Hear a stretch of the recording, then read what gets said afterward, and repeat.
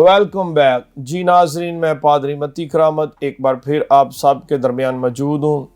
Programme ایمان کی گفتگو کے ساتھ ہوشانہ ٹیلی ویژن پہ۔ آج خدا کے بہت خوبصورت خادم مبشر امانت مراد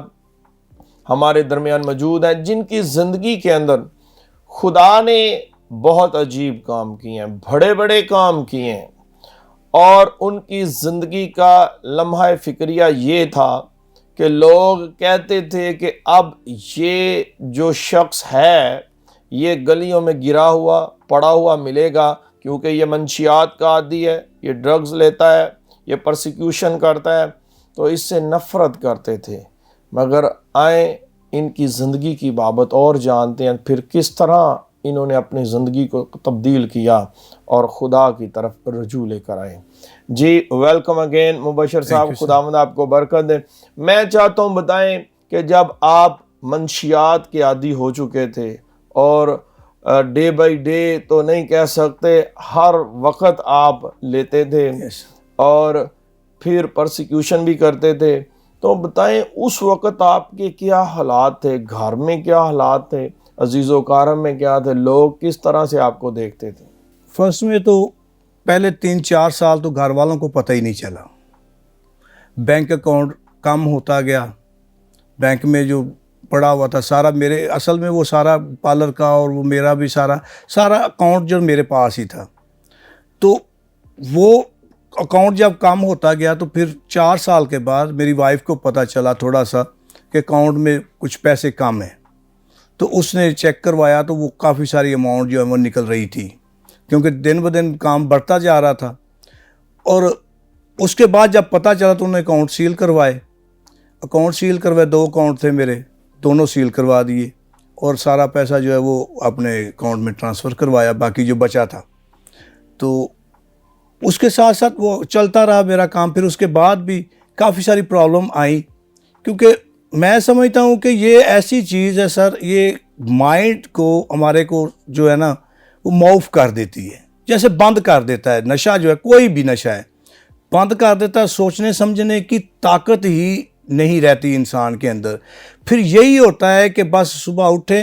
تو بس یہی کوشش ہوتی ہے کہ نشہ جو ہے وہ لے کے کہاں سے آنا ہے،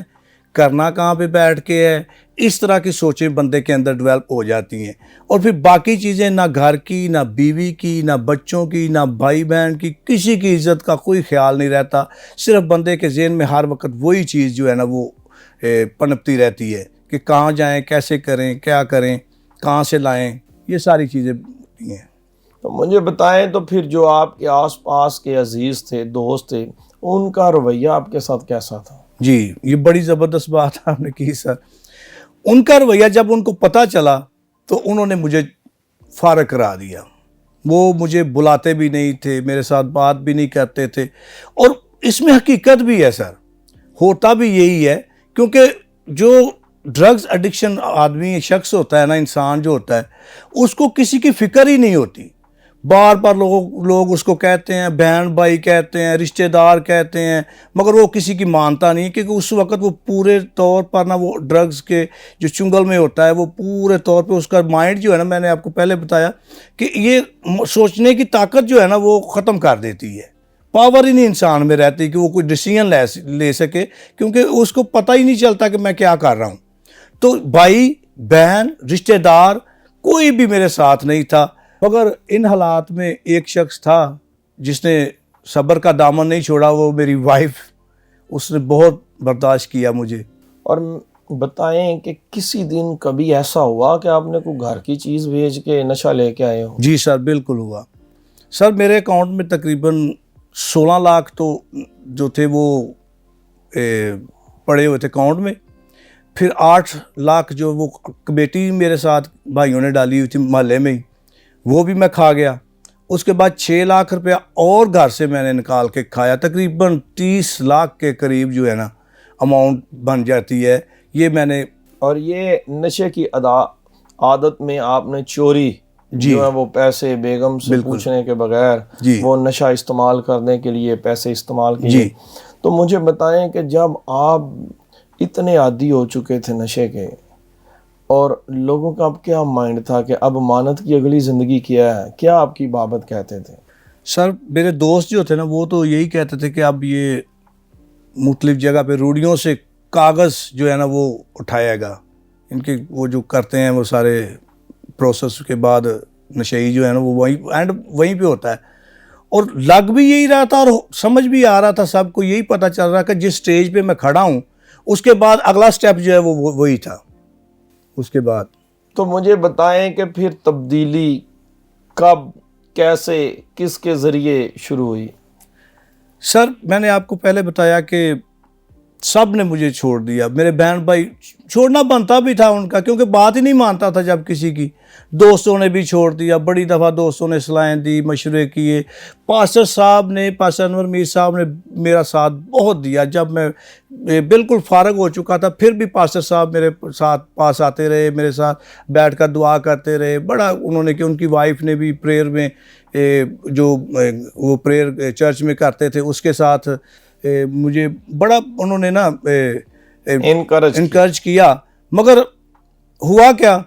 کہ ایک دفعہ میری وائف جو ہے نا وہ بڑی پریشان ہو گئی میری وجہ سے، تو اس نے نا ایک انڈیا کا ایک پاسٹر ہے اس کی پریئر وہ نا ڈیلی سننے لگ گئی، تو اس کی پریئر میں انہوں نے کہا کہ آپ اپنے ہسبینڈ کو، اگر آپ کا ہسبینڈ جو ہے وہ نشے کی لعنت میں ہے تو آپ پریئر کریں، آپ کا جو ہے نا طریقہ کار ایسا ہونا چاہیے، آپ کی جو ہے زندگی جو ہے نا ایسی ہو جائے کہ آپ کا شوہر جو ہے نا وہ آپ کی زندگی کو دیکھ کر مسیح کے پاس آ جائے، بائبل میں بھی لکھا ہوا ہے۔ تو میری وائف نے اس پہ نا عمل کرنا شروع کر دیا، تو جیسے جیسے وہ پریئر میں بڑھتی گئی میرے اندر ایک تبدیلی آنی شروع ہو گئی، مجھے سوچ آنی شروع ہو گئی، جو گم ہو گئی تھی، جو ختم ہو گئی تھی نا وہ میرے اندر آنی شروع ہو گئی، کیونکہ میں نے آپ کو پہلے بتایا کہ یہ مائنڈ کو ختم کر دیتا ہے، سوچوں کو ہی ختم کر دیتا ہے نشہ کوئی بھی ہے۔ تو جب میرے اندر وہ دوبارہ بڑھنی شروع ہوئی تو مجھے ایسے لگا کہ جیسے مجھے اب کام کرنا چاہیے، کوئی کام کرنا چاہیے۔ اس طرح ایک سال ہوا، دوسرے سال پھر مجھے ایسے ہی محسوس ہونے لگا، میں نہ کچھ سوچنے لگا، اچھا سوچیں میرے اندر آنے شروع ہو گئی۔ مجھے یہ بتائیں کہ جب آپ کی زندگی کا ایک خاص دن تھا، تبدیلی کا دن، تو آپ کے لیے کون سی ایسی پرسنالٹی ہے جو تبدیلی کا باعث بنی، اور کس طرح انہوں نے آپ کو گائیڈ کیا اور واپس وہی زندگی جو پہلے آپ نے خداوند یسوع مسیح کو دی تھی، توبہ کی، بپتسمہ لیا اور واپس پھر آپ اسی طرف گئے؟ تقریباً 2021 کی بات ہے کہ 2021 اگست کا مہینہ تھا، تو میں نے نا ڈرگ چھوڑنے کے لیے نا میں نے میڈیسن یوز کی، تو صبح میں نے ایک ڈوز لی تو مجھے ایسے لگا کہ جیسے اس نے کوئی کام نہیں کیا، اس کے بعد میں نے دوسری ڈوز لے لی، اور جب دوسری ڈوز میں نے لے لی تو میں نے ناشتہ بھی نہیں کیا تھا، تو ناشتہ بھی نہیں کیا تھا اور دوسری ڈوز بھی لے لی، اور اس نے مجھے اس طرح کر دیا کہ جیسے انودگی میں بندہ ہو جاتا ہے نا۔ میری وائف جو ہے وہ پارلر چلی گئی، میں نے بعد میں دوسری ڈوز لے لی، اس کے بعد میں اپنے گھر میں ہی پتہ نہیں مجھے کتنی بار کیسے کہاں پہ میں گرا ہوں، اور میرا اتنا بلڈ نکل گیا، مجھے یہ نیچے اس کے 5 جو ہے نا وہ اسٹریچ لگے ہوئے ہیں، تو یہ پھٹ گیا یہاں سے، کہیں کہ گرا کہیں پہ پتہ نہیں واش روم میں یا کہیں بھی گرا، مجھے پتہ ہی نہیں ہے۔ تو اس کے بعد کیا ہوا کہ ہمارا دروازہ کھلا ہوا تھا، مین ڈور جو ہے، تو ہمارے گھر میں نا ایک ڈوگی ہے، ٹومی اس کا نام ہے، تو سارے جانتے ہیں محلے والے، تو میں پڑا ہوا تھا اپنے اندر اس کے سین میں، تو وہ نا باہر جا کے تو گلی میں کھڑا ہو کے نا ایک بھائی ہے ہمارا، اس کا نام ہے دارا، محلے میں، تو وہ سامنے کھڑا ہے، تو کھڑا ہو کے وہ اپنے ہاتھ کے ساتھ ایسے اس کو کر رہا ہے، بلا رہا ہے، میرا جو نا بلڈ نکل رہا ہے، اور مجھے نہیں پتا میں پڑا ہوا ہوں، اور پتہ نہیں گھنٹہ 2 گھنٹے سے میں پڑا ہوا ہوں، بلڈ نکل رہا ہے یہاں سے یہ سارے ادھر سے بھی چوٹیں لگی ہوئی ہیں، جگہ پہ میں گرا ہوں۔ تو اس نے اس کو بلایا، پھر وہ آیا، اس نے کہا کہ ٹومی ہے، اس طرح باہر نہیں نکلنے دیتے بھائی مانت اس کو، مگر یہ کیوں ایسے یہاں پہ کھڑا ہو کے تو ایسے کر رہا ہے، میرے ساتھ ہاتھ ہلا رہا ہے۔ وہ آیا، اس نے دیکھا، اور اس نے جا کے میرے سسٹر ان لا کے بیٹے کو بتایا، وہ آ کے مجھے ہاسپٹل لے کے گیا، اور اس کے بعد پھر میری زندگی جو ہے نا یکسر بدل گئی ہے۔ اس کے بعد جب وہ گھر میں آیا تو گھر میں پاسٹر صاحب آئے، پاسٹر صاحب نے میرے اوپر پریئر کی، پریئر کے بعد پھر انہوں نے پھر مجھے موٹیویشن سپیچ دی، اور اس کے بعد 1 ماہ کے بعد تقریباً پاسٹر انور میر صاحب مجھے ملے،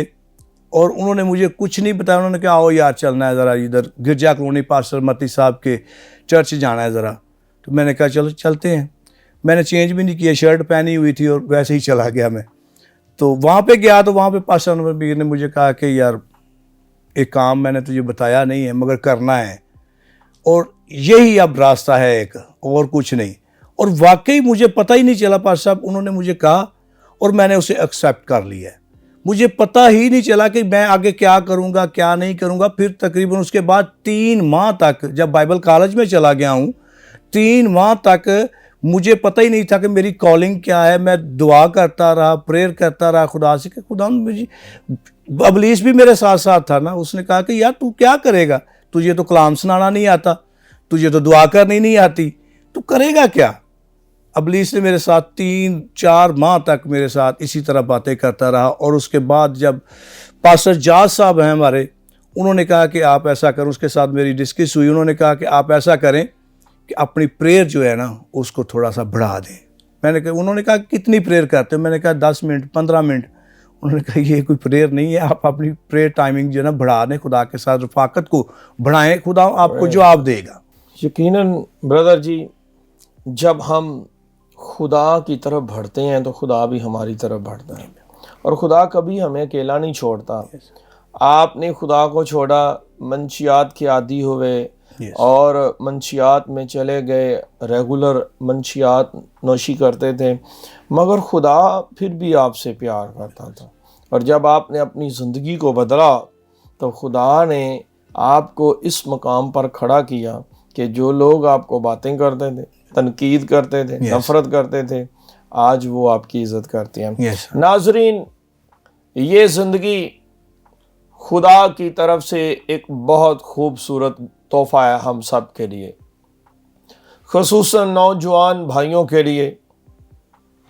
آج مبشر مانت مراد ہمارے درمیان موجود ہیں. اپنی زندگی کے سارے تجربات انہوں نے بتائے کہ کیسے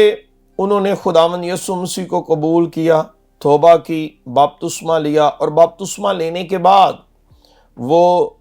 نشئی اور نشے کے عادی ہو گئے. منشیات لینا انہوں نے شروع کر دی، ریگولر بیس پر پرسیکیوشن شروع کر دی، ڈرگز لیتے تھے. اور ان کے لیے یہ مقام تھا کہ یہ کئی مہینوں کا ڈرگز ایک بار ہی اپنے گھر میں لے آتے، اور جب دل کرتا 10 منٹ بعد، آدھے گھنٹے بعد، گھنٹے بعد نشے کو لیتے. مگر وہ ان کی زندگی ان کے لیے اتنی تنقید زد تھی، لوگوں کی نفرت زد تھی، اور لوگ ان کو باتیں کرتے تھے. لوگ کہتے تھے اب اس کا جو فیوچر ہے وہ یہ ہے، کچرے کے ڈھیروں سے یہ کاغذ اٹھائیں گے اور اٹھا کر بیچیں گے، اور اسی طرح ان کی زندگی کے ایام ہوں گے. کیونکہ جو نشہ کرتے ہیں، ہم اپنی روزمرہ کی زندگی میں دیکھتے ہیں کہ وہ اسی طرح کام کر کے اپنے نشے کے لیے پیسے جمع کرتے ہیں. آج میں تمام ایسے نوجوان بھائیوں کو بتانا چاہتا ہوں جو نشے کے عادی ہیں، جو منشیات نوشی کے عادی ہیں، خصوصاً جو ہمارے علاقہ سے ہیں، جہاں سے بھائی مانت کا تعلق ہے، بستی بلوچاں سے، ان تمام نوجوانوں سے میں آج یہ سوال کرتا ہوں کہ آپ کی زندگی ایک تحفہ ہے خدا کی طرف سے. آپ کی زندگی کا ایک مقصد ہے. بھائی مانت کی زندگی کا مقصد خدا نے ان پر اجاگر کیا، یہ اس مقصد سے منحرف ہوئے، پھر خدا نے ان کو اٹھا کھڑا کیا. اب یہ خوبصورت شخصیت دیکھیں، خدا نے خوبصورت شکل دی ہے، خوبصورت شخصیت ہے. تو خوبصورت اور خوبصیرت ہم تب بنتے ہیں جب ہماری زندگی کے ایام بھی خوبصورت ہوں، اور زندگی کے ایام کبھی بھی خدا کے بیٹے یسوع مسیح کے بغیر خوبصورت نہیں ہو سکتے، کبھی بھی بابرکت نہیں ہو سکتے. آپ اگر نشے کے عادی ہیں، آپ اگر شراب کے عادی ہیں، آپ ڈرگ لیتے ہیں، آپ چرس پیتے ہیں، آپ سگریٹ پیتے ہیں، کوئی چیز ناممکن نہیں ہے۔ صرف خداوند یسوع مسیح کو اپنی زندگی دے دیجئے۔ آپ نشہ کرتے ہیں، آپ کی آنکھوں کے سامنے آپ کی اولاد تتر بتر اور ٹھوکر کھا رہے ہیں۔ آپ نشہ کرتے ہیں، آپ کے ماں باپ ٹھوکر کھا رہے ہیں۔ آپ نشہ کرتے ہیں، آپ کے بھائی بہن لوگوں کے تانے سن سن کر آج تنگ آ چکے ہیں۔ عزیزو، اپنی زندگی کو بدلیں۔ اس زندگی کا مقصد کچھ اور ہے۔ یہ شخص جس کا نام مانت مراد ہے، انہوں نے بتایا میں گر گیا اور مجھے ہوش نہیں ہوتی تھی نشہ کر کے، مگر آج جب یسوع مسیح اس کے بدن میں زندہ ہے، یسوع مسیح اس کے بدن میں ہے، تو آج یہ اپنے لیے زندگی بسر نہیں کر رہا بلکہ دوسروں کو اٹھانے کا سبب بن رہا ہے یسوع مسیح میں۔ تو آئیں آپ بھی خداوند یسوع مسیح میں کھڑے ہو جائیں۔ آپ بھی یسوع مسیح میں آج شراب سے توبہ کر لیں، آج ڈرگ سے توبہ کر لیں، چرس سے توبہ کر لیں، سگریٹ سے توبہ کر لیں اور خداوند یسوع مسیح کو اپنا شخصی اور حقیقی نجات دہندہ قبول کر لیں، تاکہ آپ کی زندگی پہلے جیسی نہ رہے۔ وہ زندگی جو تنقید کی زندگی ہے، نفرت کی زندگی ہے، اس سے نکل آئیں، یسوع مسیح میں آ جائیں، کیونکہ لکھا ہے انجیل مقدس کے اندر ابن آدم کھوئے ہوں کو ڈھونڈنے اور نجات دینے آیا ہے۔ یسوع ناصری چاہتا ہے آپ نجات پائیں، زندگی پائیں، کثرت کی زندگی پائیں، اور جب تک خداوند یسوع مسیح آپ کے بدن میں نہیں ہوگا یہ آپ نہیں پا سکتے۔ عزیزو، نشے کو چھوڑ دیں، اپنی ماں باپ کی عزت کے لیے، اپنے بھائی بہنوں کی عزت کے لیے، اپنے بچوں کے فیوچر کے لیے جینا شروع کریں اور مسیح یسوع میں زندگی کے ایام کو بسر کریں، تاکہ آپ اپنے لیے بابرکت ٹھہریں، اپنے گھر کے لیے بابرکت ٹھہریں اور اپنے عزیز و اقارب کے لیے باعث برکت ہوں۔ خداوند آپ سب کو برکت دے۔ آئیں میں چاہتا ہوں آپ کے لیے دعا کرنا۔ آسمانی باپ، یسوع نام میں تیری شکر گزاری کرتے ہیں۔ خداوند تیرے بندہ مبشر مانت مراد کے لیے، اس کی ساری زندگی کے لیے، تیرے کرامات کے لیے، تیرے معجزات کے لیے، تیرے رحم کے لیے، تیری شفقت کے لیے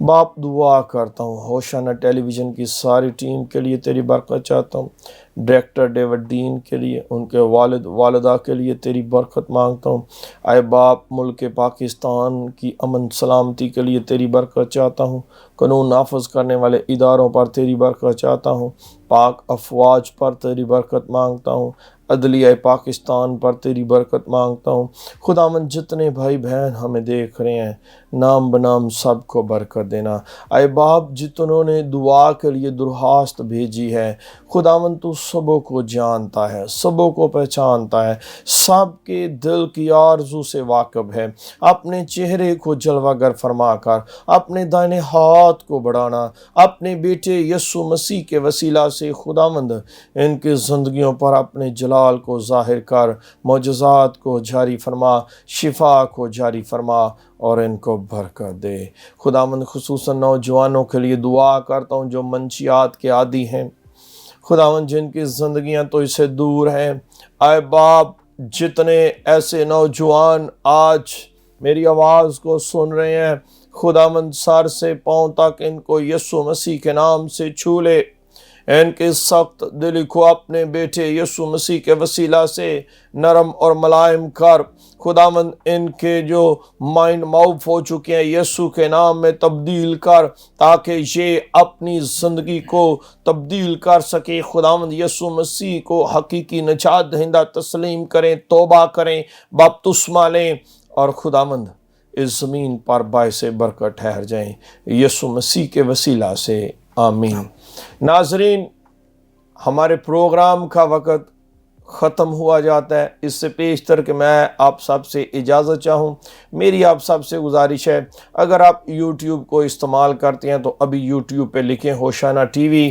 اور ہوشانہ ٹی وی کو سبسکرائب کریں، تاکہ جو ہی ہم کوئی نئی ویڈیو، نیا پروگرام اپلوڈ کریں اس کی رسائی آپ تک بآسانی ہو سکے۔ اگر آپ انڈرائیڈ موبائل فون استعمال کرتے ہیں تو آپ کے لیے خوشخبری ہے، انڈرائیڈ موبائل میں پلے سٹور میں جائیں، لکھیں ہوشانہ ٹی وی اور ابھی ہوشانہ ٹی وی کے ایپ کو ڈاؤن لوڈ کریں، تاکہ جب آپ گھر میں موجود نہیں ہوتے، سفر میں ہوتے ہیں، اپنے کام پر ہوتے ہیں یا کسی اور جگہ پہ ہوتے ہیں، بآسانی خدا کے کلام سے جڑے رہ سکتے ہیں ہوشانہ ٹی وی کے وسیلہ سے۔ خداوند آپ سب کو برکت دے۔ God bless you all.